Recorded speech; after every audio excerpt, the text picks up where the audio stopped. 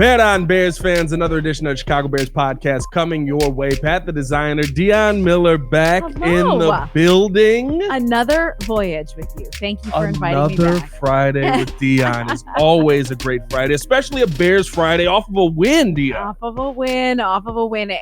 I'm still kind of in my feelings about it. I don't know how to feel. I don't know if we should. I'm excited that they got the win. I didn't like how it looked. So it felt familiar to me. It did. I was like, is this the Cardinals in 06? Oh, like, my what goodness. are we doing here? It did. It was very familiar.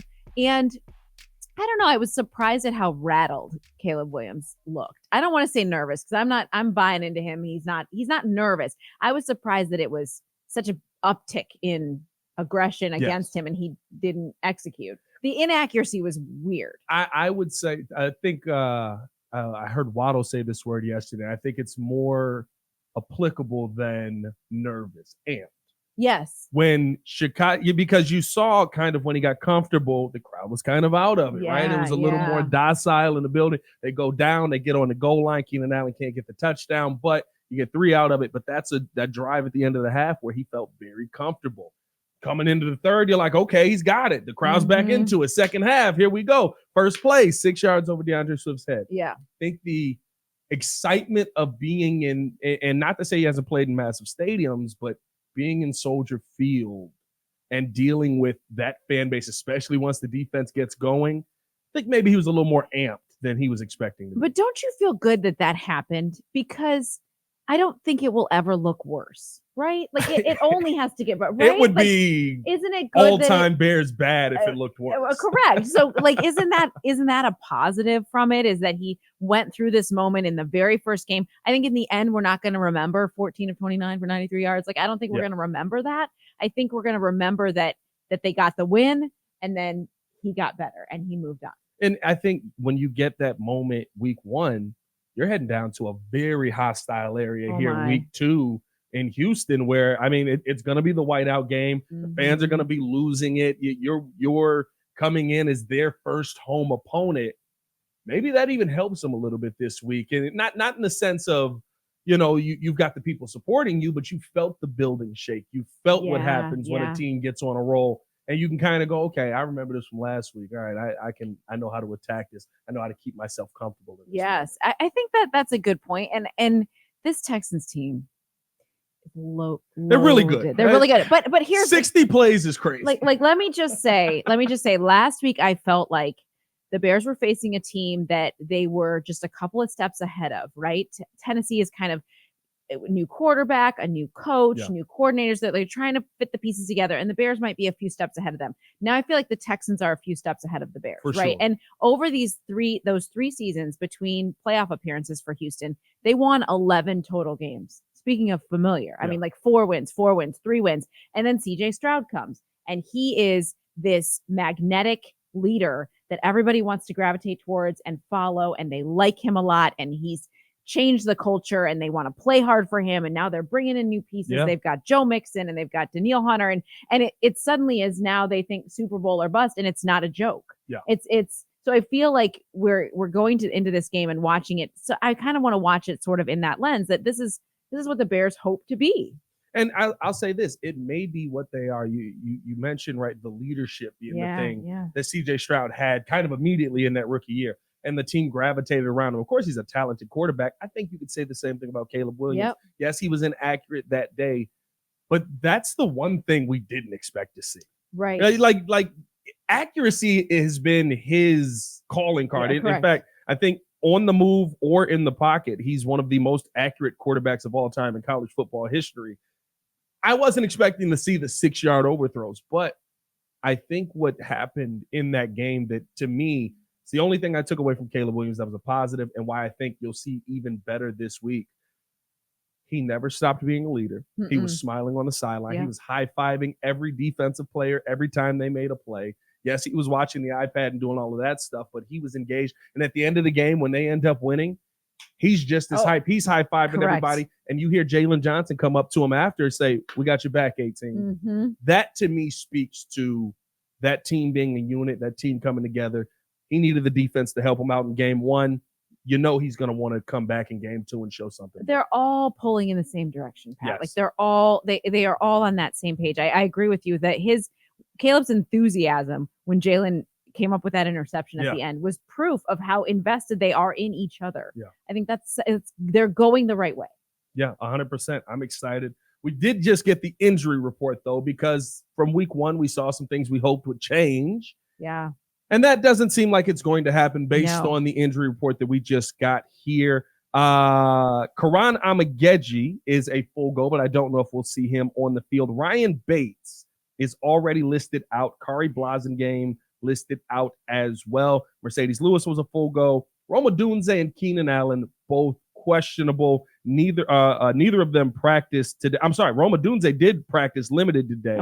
Okay. Keenan Allen did not practice at all today. Not all week. Not all week. Hasn't practiced once this week. DeMarcus Walker also on this list as questionable. He was a full go today. Zach Pickens is back in. He's a full go today as well. You need that defensive tackle. The biggest concern about what you just read through is Ryan Bates, mostly because last week he was needed.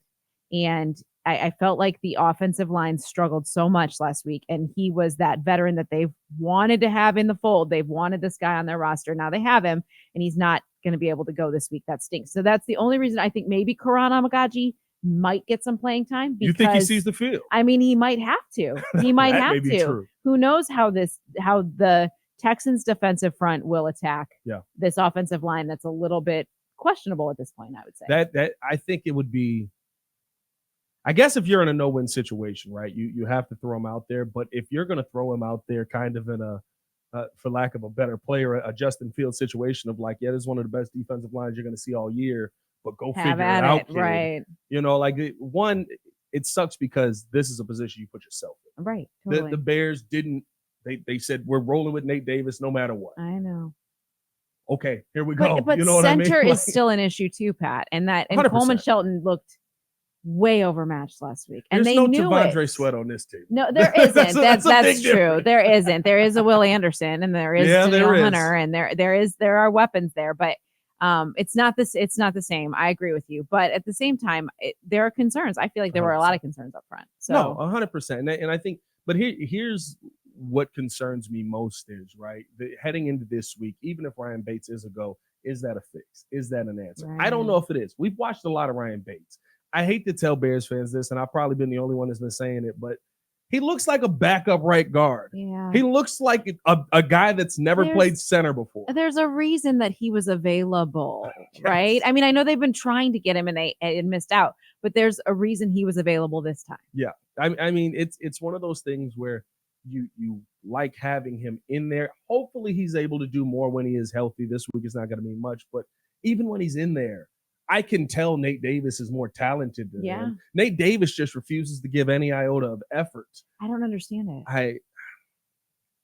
I don't understand it. It's the player that he was in Tennessee. And none of it's a surprise. I know, when people tell you who they are, at a certain point, you got to believe them. Don't be surprised when you got Nate Davis. You know what I mean? Right? I understand what we saw last year. But that is tough, right? Heading into Houston, having to go out there, and you're hoping that you see more. Maybe he'll be more engaged because everyone's been on his heels this week. He's been kind of the ire of it. Essentially, he was benched last week, 18 snaps in a game versus Ryan Bates, who played 38. So, you do kind of still have those offensive line concerns here, especially with a young quarterback. What does Shane Waldron have to do to make Caleb's life easy? Oh my goodness. Well, that is the challenge. And I think it's a challenge for Waldron because he is also, that was his debut, right? And then he's trying to figure out how the moving parts work. And I think that the fact that wide receiver depth is being questioned already is also an issue because I know that Caleb has worked with Tyler Scott, and I know that he has some connection with all of those guys and DeAndre Carter, and he has connection with them, but to need to rely on them a little bit more. I'm not sure what that looks like and how Waldron calls plays for them. Well, I think that's where you have to reassess what we saw last week, and we heard Shane Waldron talk about it yesterday. 48% of the snaps for Cole Kmet makes no sense. I understand. Oh my goodness. He's not your inline tight end, right? You've got Gerald Everett out there, but you've got to use him. You've got to. He's a good pass catcher. He's somebody who can bring in the football. He's someone who can be a safety blanket. Yes, he's not the best receiver on the team. No one's asking him to be. He doesn't have to be. I want him to be a tight end. I want him to be a tight end, and he's a really good tight end. That's why they paid him. That's why they want him there. I agree. That was mysterious. His seeing him on the sideline more than you saw him active was really weird. I think the expectation is that he's going to be a red zone tight end. You know what I mean? And as soon as we got in the red zone, he's out there every snap. Yeah. They get a pass to him, right? I think the expectation is he's going to be a red zone tight end, but you got to get in the red zone to get there. This week, what I want to see offensively from the Chicago Bears team, and hit the like button, subscribe to the page, leave a 5-star review.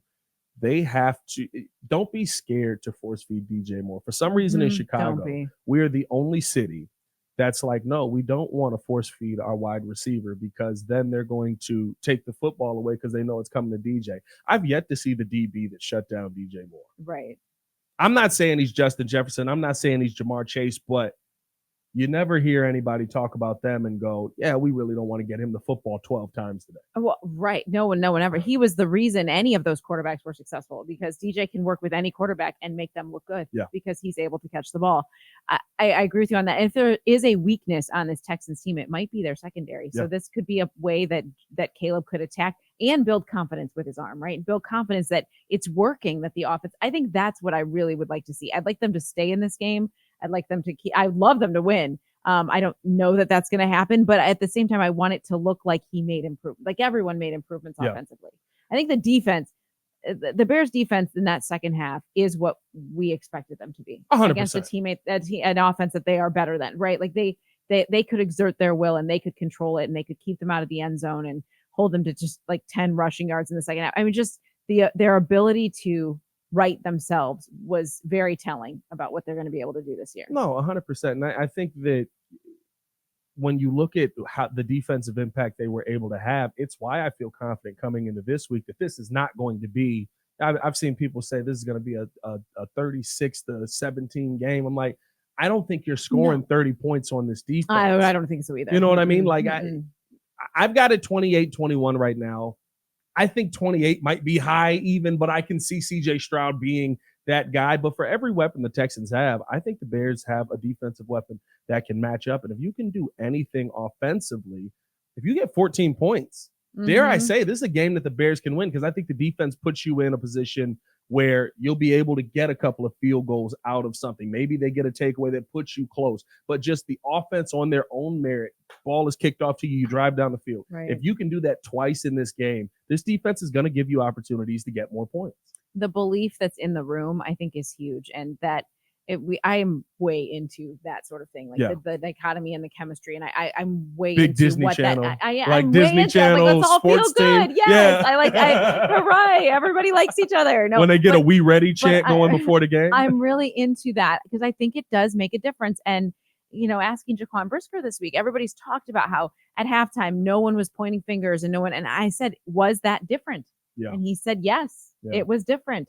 And I think there is something to that. There's some depth to that. And it's important to note that this is a different team. It feels like there's a better relationship between coaching staff and player. Yeah. Because last year, I don't know if there were a ton of players pointing fingers at each other, but there was a ton of, I don't think I'm being coached the right way. I don't think that we're blitzing enough. I don't think that's the most I've ever heard conversation come out of a Bears locker room ever last season. Yesterday, I don't know if you remember, but yesterday was the anniversary of Justin Fields saying that it was coaching. That was the 1 year anniversary of that. But it was so many people, right? Like the thing was, everybody piled on Justin Fields, and then DJ Moore was like, "Yeah, we got to throw the football." Yeah, and everybody was like, "Well, DJ, no, you're all right. We worried about this guy over here." Like there was so many people that were piling on. I feel like there's such a better relationship between the staff. Oh, I think so too. And the players. Yes, I agree with you. And I think we are seeing that. We're seeing that in the way that they just interact with each other on and off the field and how they responded this week to a game that was less than ideal, but they came up with a huge win. And I don't know if special teams is always going to have a touchdown, but the confidence to know that we can, that we can disrupt somebody and we can exert our will in a different way defensively or special teams wise or whatever. I think that carries over from week 1 to week 2. Now, if Williams can make that jump that everyone expects him to improve with having his clear vision of what he wants to do and making the throws again. There was a reporter from USC who covered him at USC, and I follow him on Twitter because of Pro Day and all the things, whatever. But he said on Sunday, he said, I have never seen Caleb Williams look that inaccurate. So just someone who has more history of watching him than we do, saying that gives me confidence that this week it's going to look different. Yeah, and the biggest concern for me isn't Caleb Williams. It's what we talked about earlier. It is that offensive line. Yeah. How are they going to hold up? How is Shane Waldron going to move that line around to try and create different schemes that are going to open things up? Because I'll tell you what, as much as the naked boots were fun in preseason, Tennessee looked like they were like, yeah, we know you're going to run them because they weren't. Right. We're going to cover that. They're probably going to do that this week in Houston as well. That's a smart defensive line down there with some really good players. And you got Danielle Hunter on the other side, who in 9 games, I believe, has 7.5 sacks just against the Chicago Bears. Right. He has been a Bears record in his career. He's somebody you got to watch for. Oh, have to watch for him. And he's, I guess, energized being in a new place and having a chance to like be a difference maker. But you saw Indianapolis scored points on them. Yeah. That was not. Listen, scored points and was able to get the deep shot down there. Yeah. That's where Caleb's accuracy is going to have to come in again. Yeah, totally. It'll be interesting. It's so fascinating to me. The Monday after week 1 is the biggest overreaction Monday of the season. And this whole week has been people trying to make blanket statements. Oh my goodness. People saying, gosh, what is that? What is Caleb Williams? What his slow start? It's not a slow start. It was one game. It was one game. Calm down. And I think here's the thing: as Bears fans, right? They're still stuck in the things that we were blaming last season. Of course. Now, offensive line wise, Coleman Shelton and Ryan Bates and Nate Davis feels like Lucas Patrick, Cody Whitehair, and Nate Davis. It doesn't feel different to me. That's a good complaint to still have. Shane Waldron did not look like Luke Getsy. I thought that there were 5 or 6 passes that if Caleb is this much more accurate on, your wide receivers can make up this gap. You just got to hit the guys. At a certain point, it's okay to say the player didn't play well. Caleb Williams didn't have a good first game. No. Keenan Allen, uncharacteristic drop in the end zone. Yeah. Like, those are things that start to add up. Rewatching the all-22 of this game, offensively, it felt like on every play, something went wrong. Yes. Yes. So hopefully we don't see that heading into week 2. Here's a question for you, because the Chicago Bears hold the best pass rush win rate of any team in the NFL. So surprisingly enough, the Bears had the best pass rush in week 1 as Darrell Taylor coming in, making a huge impact. DeMarcus Walker was the best defensive tackle out of anybody in the NFL this Sunday, which I believed in you the whole time, D-Wall, but I was a little surprised to see that. I'm not going to lie. 60% pass rush win rate. Andrew Billings getting involved in that. Didn't even see a ton of Montez Sweat, but Javon Dexter looked really good as well. Is this pass rush for real heading into week 2? Yeah. Is it something that can remain consistent? Can we take a note too? Like, Darrell Taylor's been here for a minute and a half. Yes. And for him to, in that short amount of time, be able to buy into what they're doing, to play the way that they need him to, and then to have 2 sacks and 8 tackles or whatever in his first game. He didn't play the preseason. Fumble. He didn't play the preseason with them. I think that's remarkable. And to hear Montez say that he really befriended him when he came in, because he knew when he got traded to the Bears, he wasn't sure how everyone was going to accept him, and he wanted to make sure that Darrell felt like he was accepted. And then to perform that way, I mean, he fits into what they're doing. I think everybody's excited about what they were able to do, pass rush rise. And you're right. You didn't hear a ton about Sweat, and they still were able to have some sort of impact on Will Levis. You got to have those other guys, and I think that's something that I was surprised to see, right? I knew what Montez Sweat could be. They knew what Montez Sweat was going to be. They double teamed him, right? They're chipping him off the edge. Everyone's going to do that. We're not going to let you kill Will Levis. Javon Dexter, he created that pressure up the middle. They started doubling him on some of those plays. He still ends up with a sack, but they're focused on him. Andrew Billings was a shock to me. Last year, he was not a pass rusher.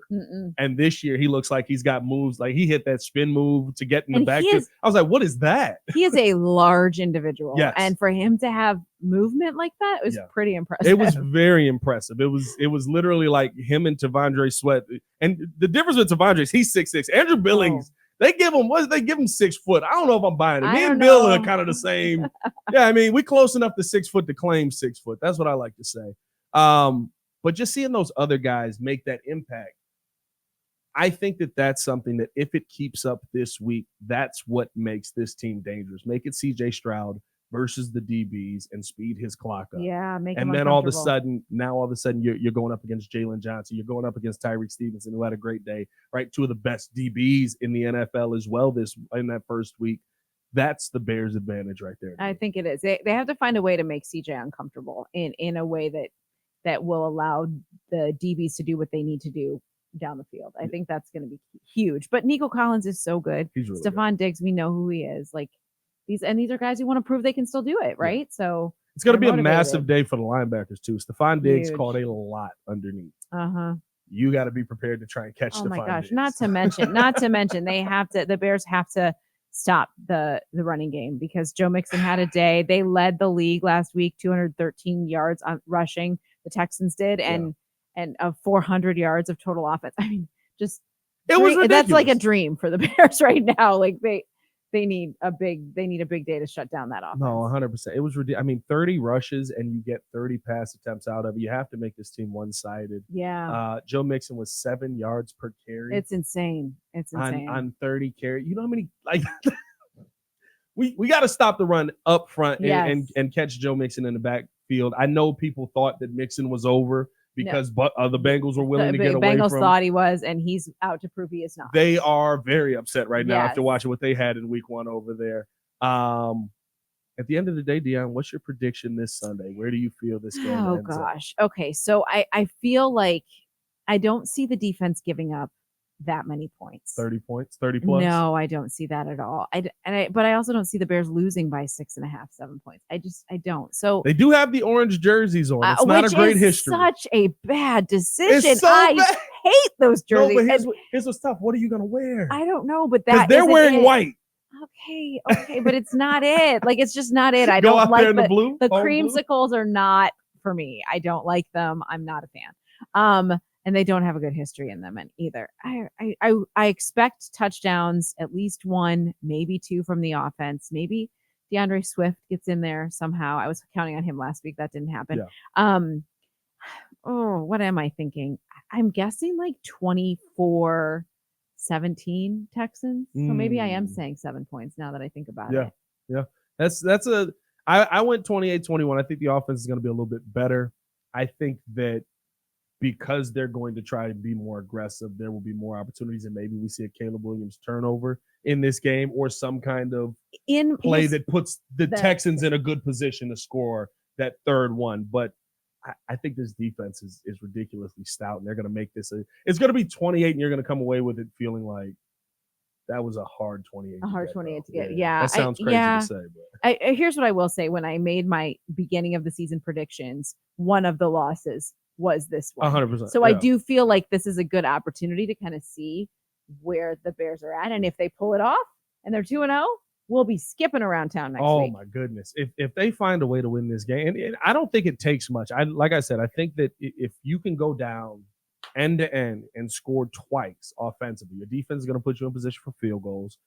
This defense is good at getting takeaways. And CJ Stroud was sacked 4 times last week. Now, it didn't matter. He still completed 75% of his passes. Right. But hitting the quarterback speeds the clock of the quarterback up. That's what makes it a quarterback versus DB game. Dare I say we have the advantage there? I would think so. And it's a primetime introduction of Caleb Williams to the rest of the NFL. Yeah. This is a big deal. This is a big deal to him, I think. How much of this is on Flus because primetime has not gone his way? Well, not a lot of things have gone his way the first 2 seasons, so I don't know if we can just say prime time. Like 12 o'clock has not gone his way either. I'm not gonna lie. I don't know that noon is exactly his sweet spot right now. I think it's a big deal for the Bears as a whole. I mean, you're on Hard Knocks. You're facing a playoff team that does think they can make the Super Bowl, and legit, no one's gonna sneeze at that and be like, oh, well, that's ridiculous. Like, no one says that. So if the Bears have a really good showing, that says a lot about the direction of the franchise. And I think they would take a lot of pride in that. 100%. It is. And I know what Shane Waldron said yesterday, right? A great offense and a loss doesn't make you feel any better. Yes, it does. Yeah, a little bit. Yes, it does. Like if we lose this game 28-27 and Caleb Williams finishes with, and I'm not saying he has to have 350, right? CJ Stroud's stat line last week was 234 yards, 24 for 32, and 2 touchdowns. Yeah. If he has that day, we're doing handstands down State Street. find the end zone on a deep ball that looks so pretty. And like just do that for confidence building. Like that would be wonderful. Yeah. No. Break 100. Break 100 yards. Well, listen. In some just capacity. break 150 passing yards, please. Like let's not run this back. The offenses have been down though. I mean, even last night, Josh Allen, agreed. 134 passing yards. Like that was and they had 31. I know. Yeah, that was a shock last night. Well, I think it speaks to what everybody's talked about. It's just the way that teams are approaching the preseason so differently with their starters, and so the slow starts make sense offensively. It does. I mean, largely. It does. Yeah, it's a different NFL than what we grew up with, where like people were basically dying in preseason. Yep. It was like tape it up, get in there. Yeah. It's week 1. Now you got 16 more of these. Let us know your prediction in the comments below. We appreciate you guys for tuning in and showing love as always. Appreciate Dionne pulling up Pat. and coming back to the Chicago Bears podcast. As always, man, it's your boy Pat the Designer back at it again. Y'all stay safe out there, Chicago. Bear down. One love. Let's go get a dub, man. Let's have a dub. Peace.